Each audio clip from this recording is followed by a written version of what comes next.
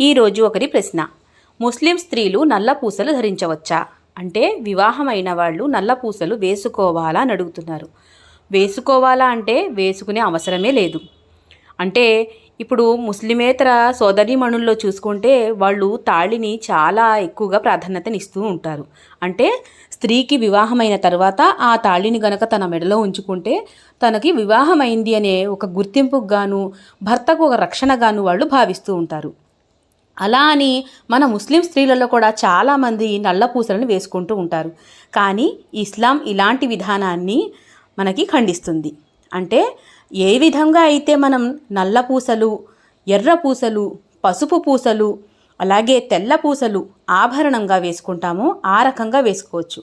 అంతేగాని దానికి అధిక ప్రాధాన్యతనిచ్చి ఇది వివాహమైన ప్రతి ఒక్కరూ ధరించాలి అనే ఒక ఆంక్ష అయితే లేదు.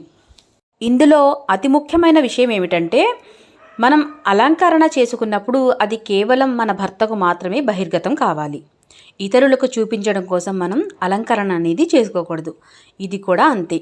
మనం వేసుకునే ఆభరణం కేవలం ఒక అలంకరణగా మాత్రమే వేసుకుంటాం. దానిని భర్తకు మాత్రమే చూపించాలి.